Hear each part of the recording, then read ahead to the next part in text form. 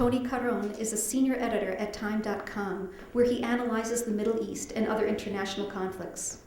Born in South Africa, Karon was active in the labor Zionist Habonim movement in his teenage years, before moving on to join the anti-apartheid struggle as an editor in the alternative press and as an activist in the band African National Congress.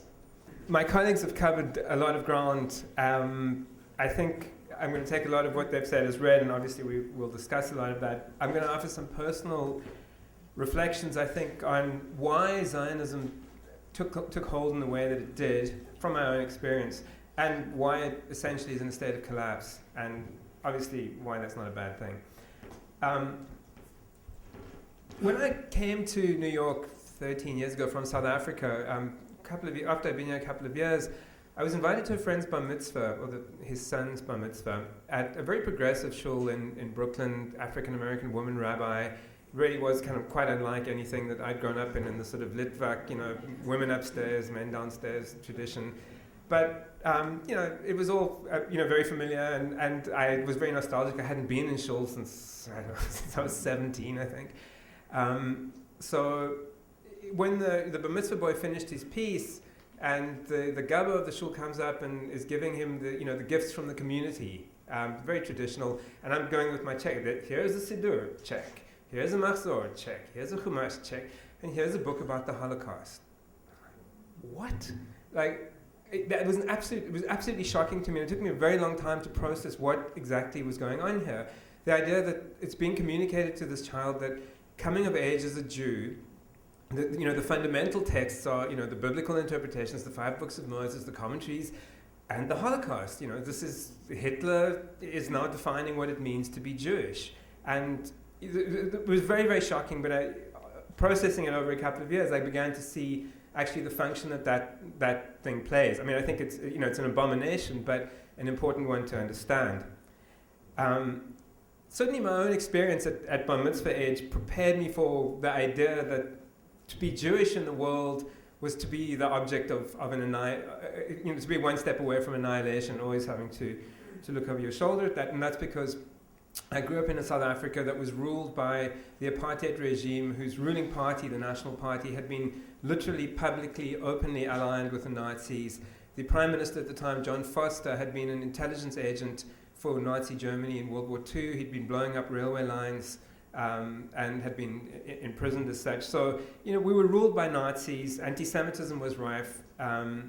My woodwork teacher, we were forced to do woodwork in my first year of high school. One time came into the classroom and he was drunk, and there were a lot of beaters in the classroom, and he was actually probably one of the worst, and suddenly he turned on the class and said, "The problem with this class is there are too many Jews here." And, this is really scary. This guy, beats the crap out of students week after week, and here he's telling you, that your very existence in his classroom, not anything that you've done, although actually trying to teach woodwork to a bunch of sort of Jewish nevishes maybe actually a more sympathetic, but nonetheless, it was a very scary environment that we were, being singled out in this way and told that, we didn't belong.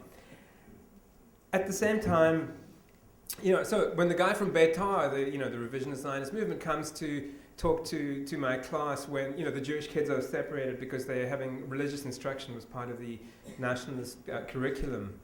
We were allowed to do our own thing. The guy from Beitar comes and tells us the story about, Jewish history. It's the lachrymose version of Jewish history. It's one long series of pogroms and exiles and, from the Crusades to the Inquisition to the Ukrainian pogroms to the Holocaust, We're history's eternal victims. The whole of history is really about getting the Jews. The world is a hostile place in which we never belong. The only place in which we can, actually be safe and literally survive physically is the state of Israel. It was fertile ground, given what I was experiencing at the time.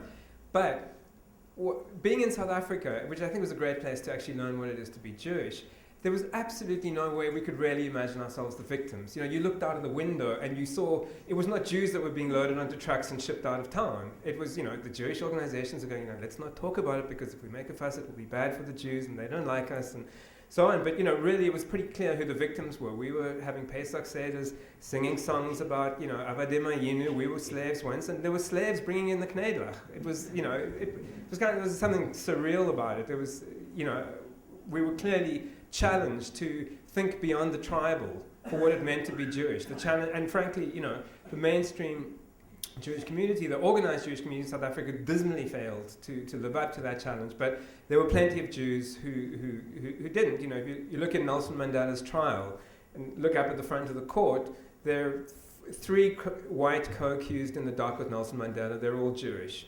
Three of his four lawyers, they're all Jewish. The prosecutor is also Jewish, and he's trying to get the death penalty for Mandela, and he's trying to show that Jews can be loyal.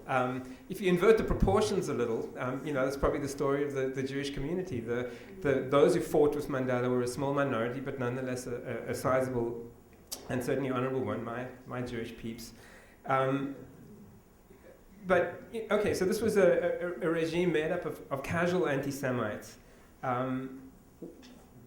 What was very interesting to me, though, about that example of the woodwork teacher was how quickly it was resolved. So obviously someone said something to their parents, and the parents phoned the school, and next thing the teacher came back and disavowed that he'd said any such thing, and that he was very happy having Jews in his class, and so on and so forth. And years later, I asked my dad, who's a very active Zionist B'nai B'rith leader and so on, why that had happened. How did they think that this school that was very much part of the regime, this regime of casual anti-Semites, which took orders from it, had so quickly moved to resolve this issue. And without hesitating, he said Israel. This was the moment at which the regime in South Africa was very concerned to maintain its relations with Israel.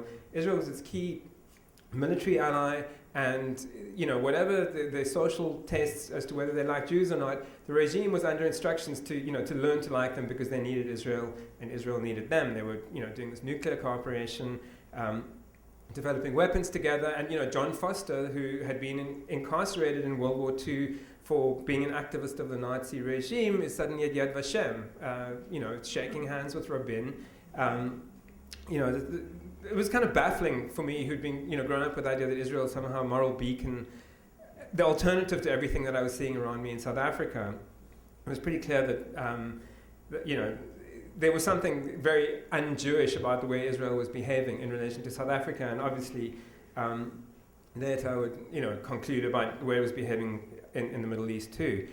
I think my colleagues have well covered the idea that there's not really an innate connection in the Jewish religious tradition and prophetic tradition to Zionism, that it's very much a late 19th century, early 20th century response to a political crisis facing European Jews.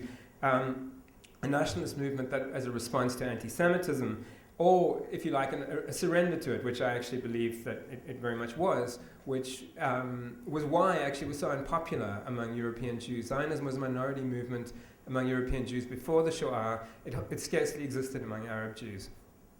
And you look at what Herzl goes to the Dreyfus trial in the late 19th century. The Dreyfus trial is an instance of French anti-Semitism that prompts Émile Zola to challenge the French.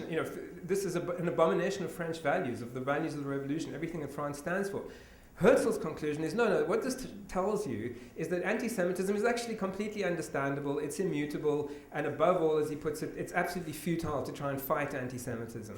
And I think that really is the fundamental DNA of the Zionist movement. It's a capitulation to anti-Semitism. And it actually has a codependent relationship with anti-Semitism. It can't really exist without it. You sort of see Sharon going to France, nearly 100 years later, sort of saying, they're spray painting, swastikas.